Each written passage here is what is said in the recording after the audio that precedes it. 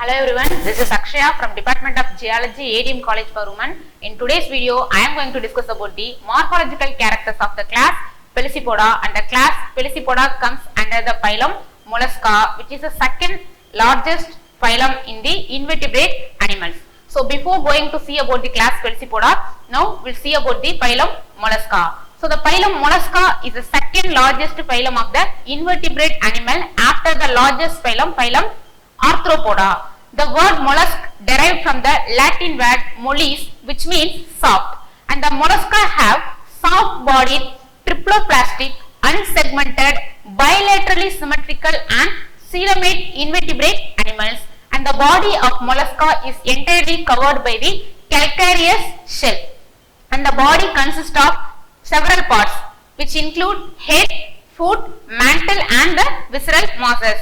They vary in sizes from giant squids and clams to little slimes, and the size varies from few millimeter to several centimeter long. Mostly the mollusca found in marine water. Few are freshwater, brackish water and landforms are also there in mollusca. Phylum mollusca are classified into 6 major classes according to their symmetry and the characteristics. First one is the monoplacophora, second one is ampineuro, third one is scapopoda, fourth one is gastropoda, fifth one is pelecypoda and finally cephalopoda. These are all the 6 classes of the phylum mollusca. The term monoplacophora is a combination of 3 words: mono, plaque and ferine. Mono means one, plaque means plate and ferine means bearing. So the monoplacophora is the first class of the phylum mollusca. Second class is the ampineuro. Ampineuro is the combination of two words, ampi and neuron. Ampi means both, neuron means nerve. Scapopoda is the combination of 2 words, scapa and poda. Scapa means both, poda means food. The word poda is common in all the upcoming 3 classes. Gastropoda means gaster, belly and poda food. Pelecypoda, pelix means hatchet and poda means food. Cephalopoda, cephalo means head, poda means food. These are the examples of phylum mollusca. For example, slug, snail, slit and all. In this picture you can see the several species of phylum mollusca like slug, cuttlefishes, oyster, squid, limpets, snail, scallop, mussel, octopus, nautilus, clam and sinistral coiling of Pisa. Now we will detailedly see about the class Pelecypoda and the morphological characters.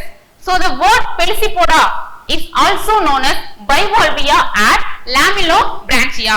Bivalvia was first coined by a scientist Carolus Linnaeus in 1758. Bivalvia means 2 plus shells, bivalve.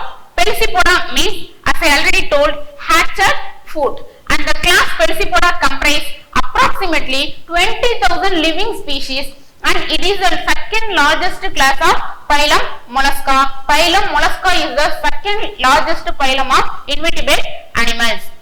The Pelecypoda range from Cambrian to recent in age, but are most abundant in the Mesozoic and Cenozoic era. The class Pelecypoda is the living forms are exclusively aquatic, mostly marine and few are freshwater, with wide range of adaptability for all the depths from shoreline to the depth of 6,000 meters. The class Pelecypoda are slow moving and bottom rolling, that is benthic species. So morphological characters of the Pelecypoda. So the morphological characters of the Pelecypoda includes its cell structure, how the hinge and the dentition patterns are aligned. These are all the morphological characters. First, we will see about the shell structure of the Pelecypoda. In a typical Pelecypoda, the body is enclosed in a calcareous bivalve shell. It's a bivalve shell. One valve is placed on the right side and the other is placed on the left side of the body. Usually both the valves are equal in size, that is called equivalve, and they are joined together by means of hinge and ligament on the dorsal margin. In the picture itself you can see the top region is called dorsal margin and the bottom one is called ventral margin. Next we see about the shell margin, how the margin of the shell is look like. The margin near the hinge, that is the dorsal side. The opposite is where the valve open is the ventral side. So where the hinge is located is the dorsal side, and where the valve open is called the ventral side. And near the mouth is anterior, which is in right side, and near the siphon, which is left, which is the posterior side. The two valves are generally equal or almost equal in size, that is called equivalve, and is generally inequilateral, which means if we cut one valve into two equal halves, these two equal halves are assimilar, that is called inequilateral.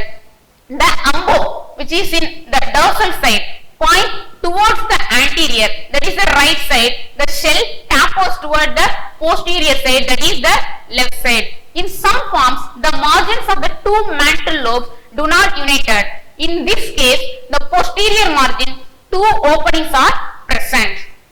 So they may be produced into lobes known as siphons. There are two siphons are present in the Pelecypoda. One is the inhalent or brachial siphon, and another one is exhalent or anal siphon. The interior of each valve is lined by a fold of skin known as mantle, which is divided into two lobes, and each one being placed in the each valve. The cavity enclosed by the mantle is called the mantle cavity, and the walls are like a compressed and laterally with prominent flow-shaped foot projecting from the mantle at the ventral surface. So the word Pelecypoda is a combination of two words, Pelecy and Poda. Pelecy means flow-shaped and Poda means foot. Next, we'll see about the muscular impression. It is also called muscle impression. The shell or the wall of the Pelecypoda can be closed by means of the adductor muscle impression, which run from the interior of the one wall to the interior of the other. After the death of the Pelecypoda, this muscle impression preserved in the walls known as adductor muscle impression. There are two adductor impression. One is in anterior side and another one is posterior side. Form with two adductor impression is called dimerian, and the best example for dimerian adductor impression is arca and cordata. Of these two impressions, the posterior impression is large and the anterior impression is small, known as anisomerian. It is also called heteromerian, and the best example for the anisomerian adductor impression is mitillus. This is the picture. You can see the monomerian, heteromerian and dimerian. In monomerian, you can see a single adductor impression. In dimerian, you can see the two adductor impression of equal size, but in heteromerian, you can see the two adductor impression but of unequal in size. Both the adductor impressions are almost equal in size is known as isomerian. The best example is Venus, and only the posterior adductor impression is subcentrally present is known as monomerian, which is having single adductor impression. The adductor impression in each valve are joined together by means of a linear depression, which is caused by the attachment of mantle muscles to the shell is known as pallial line. Pallial line is a line which connects two adductor impression. In some cases, this line runs between the adductors or parallel with the margin of the valve, that is called simple pallial line. In some forms, this pallial line may have a sinus like a curve either on anterior side or on the posterior side, and they are known as pallial sinus or pedal sinus. So, form with a sinus, that is pallial sinus, are known as sine palliato, and those without pallial sinus are known as intergrippaliato. In this picture itself, you can see the two adductor impressions, and these two adductor impressions are connected by a line called the pallial line, and there was a curve in that particular line that is called pallial sinus.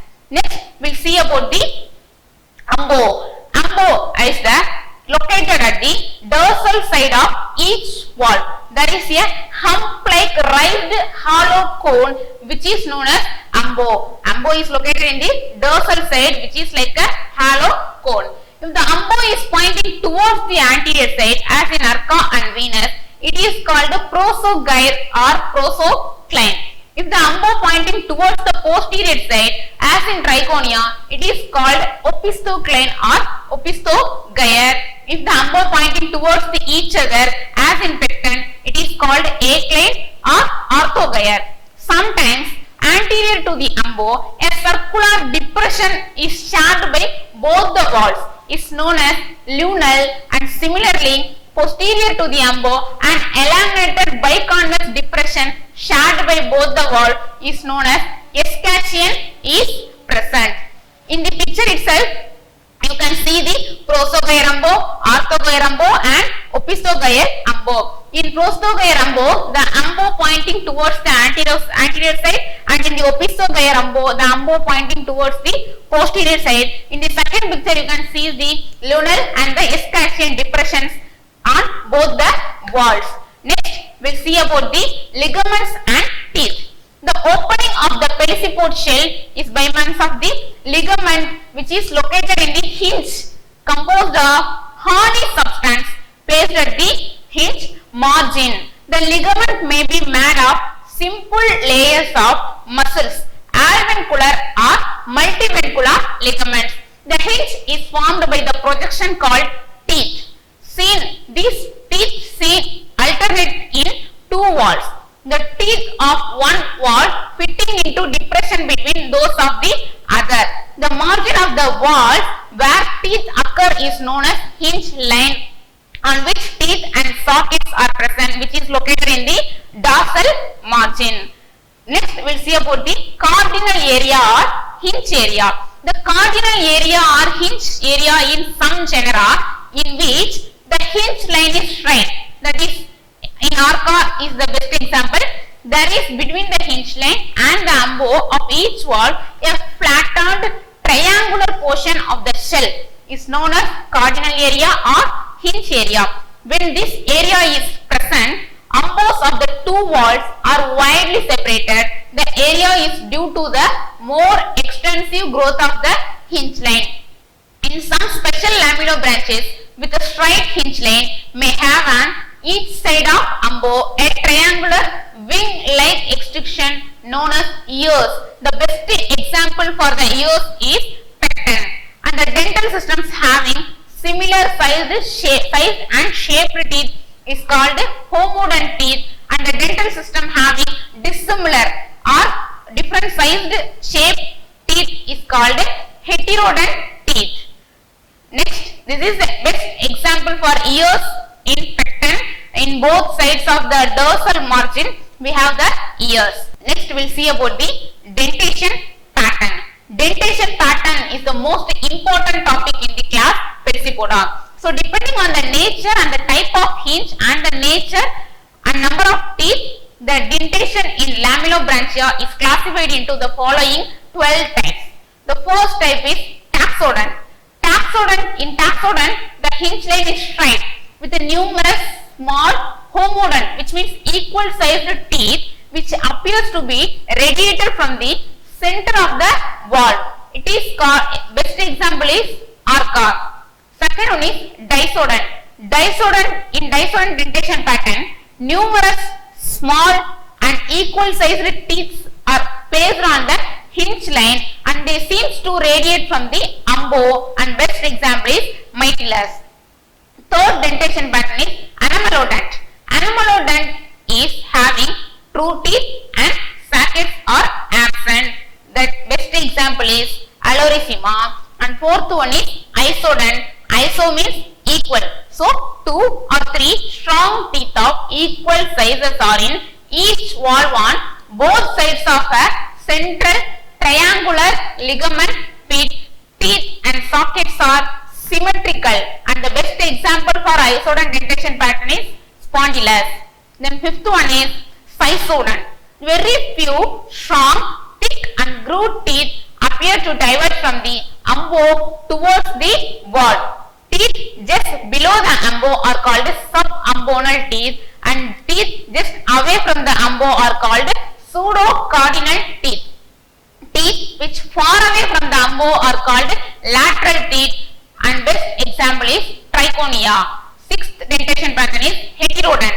The teeth, few in number, are not of uniform shape and size. Smaller teeth occurring just below the umbo are as cardinal teeth. Other longer teeth away from the above, either on the anterior side and the posterior side, are as lateral teeth. Best example is caudata and venous.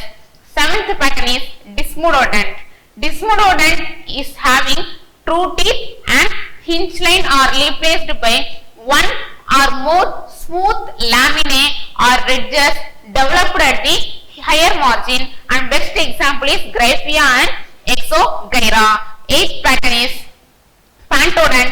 In between sisodont and heterodont dentition, it is found only in Ordovician and Silurian forms. Best example is Allodesma. And ninth one is diagonodont, similar to heterodont dentition pattern, except the number of lateral teeth is 1 and the number of cardinal teeth is less than 3. 10th pattern is cyclodont. Straight hinge line is replaced by a curved hinge line. Best example is cardium. And 11th one is asthenodont.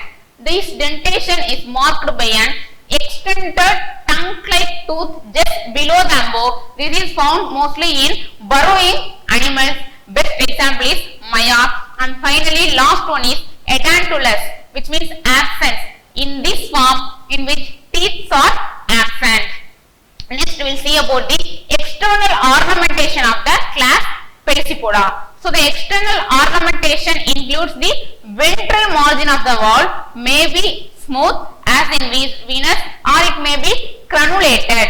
The crenulation may be very fine as in Cardium, or it may be very coarse as in Caudata. The external surface of the shell may be having concentric growth lines as in Cardium, or radiating lines as in Caudata and Arca. In some species, tubercles are also present. The best example is Caudata, and in some species, surface may appear to be leaf-like. Best example is Astrea. So, in the picture itself, you can see the radial pattern of ornamentation. In this, you can see how the pattern that originates at the beaks and the radiate towards the margin from the umbo. And in second picture, you can see the co-marginal or concentric margin, that is a linear pattern that follows the ventral margin. Next, we will see about the classification of the class Pelecypoda. The class Pelecypoda are classified into 3 based on their dentition pattern and the adductor impression. The main 3 orders are the order Taxodonta, order Anisomeria, and the order Eulamelobranchia. First, we will see about the order Taxodonta. The order Taxodonta includes all those forms with taxodont dentation. The taxo means arrangement and the ordo means tooth. So, it mainly depends on the dentation and dimerian adductors. Dimerian means 2 adductor impression, and the best example is Glycomeris and Arca. The taxodont species are mostly ranged from Ordovician to recent, and it includes 2 super families. Next, we will see about the order Anisomeria. So, this order includes all those forms either with anisomerian or monomerian adductors and sisodont dentation. Example is Mytilus, Inoceramys, Graphia and Exogyra, and the Anisomeria species ranges from Ordovician to recent. It includes 5 super families. And finally, order Eulamelobranchia. This is the largest and most important order in which the adductors are anisomerian, which means unequal. The dentation is mostly heterodont. Disodont dentation is not very common, but with well-developed leaf like gills, it is common. U means well, lamello means leaf-like, and branchia means gills. Best example is Venus, Caudata, Cardium, and Una. And the Lamellobranchia species ranges from the Silurian to recent. It includes 25 superfamilies. Next, we will see about the measurement of the class Pelecypoda. How to measure a species or a fossil or a shell. So, first one is the length of the Lamellobranchia. The length of the Lamellobranchia is usually measured from the anterior side to the posterior margin. and the height is measured from the dorsal side to the ventral side, and the thickness is measured from the interior of the one wall to interior of the other walls. Next, we'll see about the ecology of the class Pelecypoda. What is the environmental condition in which the Pelecypoda live? So the bivalve lives in a variety of environment, from marine water to the brackish water to fresh water. They can also be in any climatic ranges from subarctic poles to tropical, and most bivalves live in relatively shallow near shore waters. As I already told, it is a mostly are benthic species. However, there are a few species that make their homes in deep water like those of abyssal plain regions of the deep ocean seafloor. Then the geological time of the class Pelecypoda. The class Pelecypoda ranges from the Paleozoic to the Cenozoic in age, but are most abundant in the Mesozoic and Cenozoic. Thank you for watching our video. Please subscribe our channel A.D.M.COLLEGE for Women. Thank you.